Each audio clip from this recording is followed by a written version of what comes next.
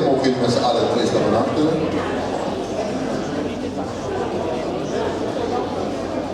De derde plaats, met de rol 96, Dwayne Jackson.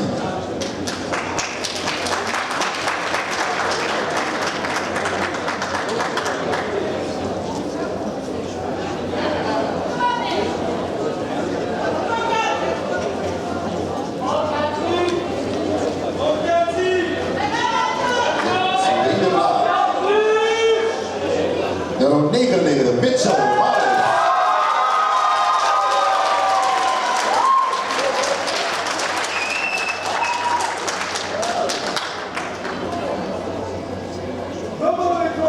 De winnaar